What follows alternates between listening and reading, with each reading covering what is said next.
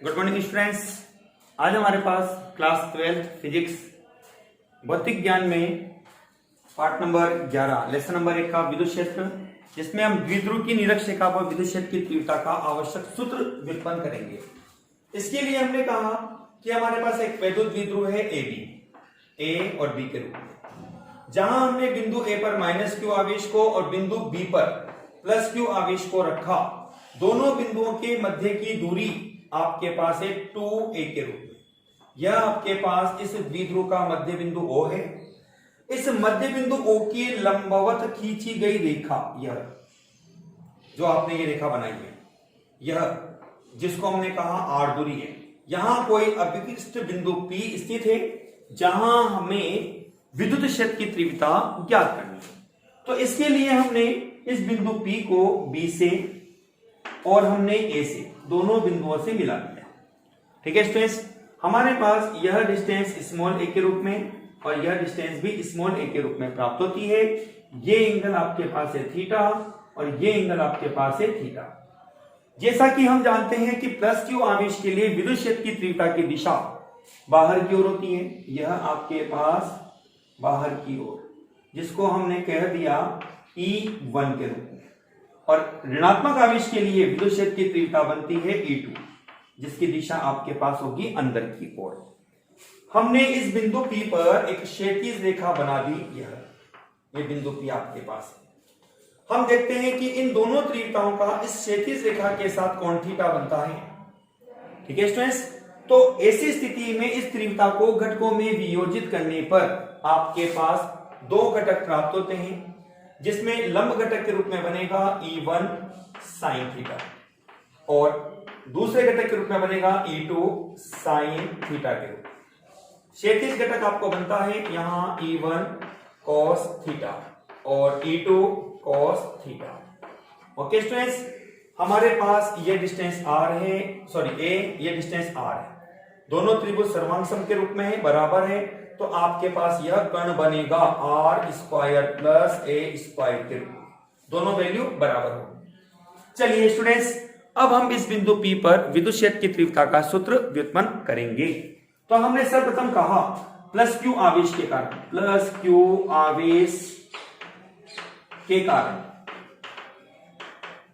तीव्रता आपके पास बनती है E1 बराबर, हमने कह दिया KQ बटे, यहां से यहां तक की दूरी BP है आपके पास, BP², जिसको आप लिख सकते हो KQ बटे R² + A² इक्वेशन नंबर 1।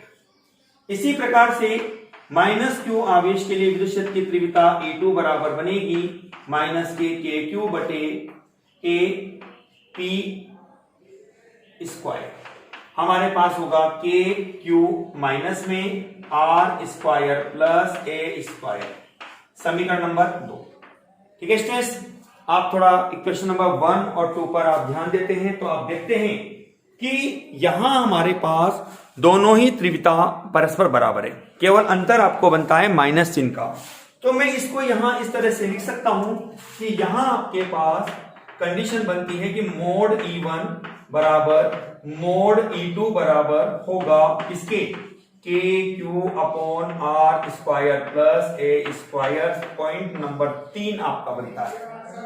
ठीक है, तो इस आधार पर हमारे पास बिंदु P पर जो परिणामी विद्युत क्षेत्र की तीव्रता बनेगी वह दोनों क्षैतिज घटकों के योग के कारण बनेगी, जिसको हमने लिख दिया EP बराबर E1 cos theta + E2 cos theta, या EP बराबर आपको मिलेगा, क्योंकि E1 और E2 दोनों वैल्यू बराबर है, तो आप इसको लिख सकते हो 2E1 cos थीटा या 2E2 cos थीटा के रूप में।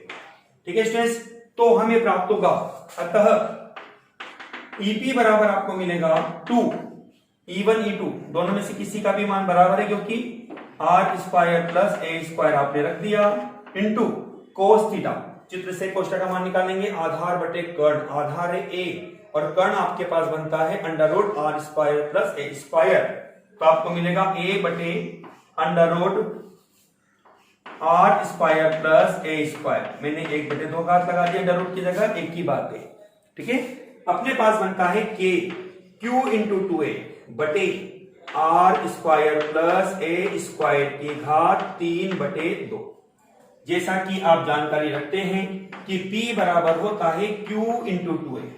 ठीक है, हमने यहां कंडीशन ली स्टूडेंट्स, क्योंकि हम जानते हैं R का मान A से बड़ा है तो R square is also greater than two A square होगा। अतः हमने ए स्क्वायर को नगण्य लिया। ठीक है, तो अपने पास बनता है ईपी बराबर होगा के क्यू इंटू 2A की जगह आपने लिखा P बटे आर स्क्वायर की घात 3/2।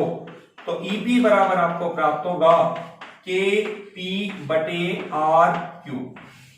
ये स्टूडेंट्स आपके पास निरक्ष रेखा पर विद्युत क्षेत्र की तीव्रता का एक आवश्यक सूत्र प्राप्त होता है, जिसके आधार पर इस फॉर्मूले का आप यहां उपयोग करके विद्युत क्षेत्र की तीव्रता का आवश्यक सूत्र आप निरक्ष रेखा पर ज्ञात कर सकते हैं। स्टूडेंट्स, इसमें मैं यहां पर एक पॉइंट और आपको एक क्वेश्चन के रूप में लेता हूं। छोटा सा क्वेश्चन है यहां पर, जो कि एक पॉइंट के रूप में आपके पास बनेगा। माध्यमिक शिक्षा बोर्ड एग्जाम में आया हुआ क्वेश्चन भी है कि अक्षीय व निरक्ष रेखा पर विद्युत क्षेत्र की तीव्रता का अनुपात आपको ज्ञात करना है। देखिए, हम जानते हैं, हमने कल पढ़ा था ई अक्षीय बराबर आपको मिलता है 2kp अपॉन आर क्यू, और ई निरक्ष आपने पढ़ा है जिसको हमने कहा है kp अपॉन आर क्यू। अब आपको ध्यान देना है, क्वेश्चन में आपको बोला क्या जा रहा है, आपको बोला जा रहा है अक्षीय और निरक्ष का अनुपात। तो आपके पास इसको अपन मान लेते हैं नंबर 1, इसको अपन मान लेते हैं नंबर 2। हमने समीकरण 1 भाग 2 से लिखा ई अक्षीय बटे ई निरक्ष बराबर बनेगा 2kp अपॉन आर क्यूब बटे kp बटे आर क्यूब। ओके, चलिए, kp अपॉन आर क्यूब आपस में आपका कैंसिल हो जाएगा। आपके पास बनता है 2/1 या 2:1। ये आपका आंसर बनता है। यदि माध्यमिक शिक्षा बोर्ड एग्जाम परीक्षा में आपसे ई निरक्ष और ई अक्ष का अनुपात पूछता है तो इस अनुपात को आपको उल्टा कर देना है 1:2 के रूप में। ठीक है स्टूडेंट्स, इस तरह से हमारे पास यह लेसन नंबर 1 का विद्युत द्विध्रुव की निरक्ष रेखा पर विद्युत क्षेत्र की तीव्रता का आवश्यक सूत्र व्युत्पन्न होता है। अब हमारे पास नेक्स्ट वीडियो में इस लेसन का लास्ट टॉपिक चलेगा, सम विद्युत क्षेत्र में द्विध्रुव पर बल और बल आघूर्ण। Okay students, thank you.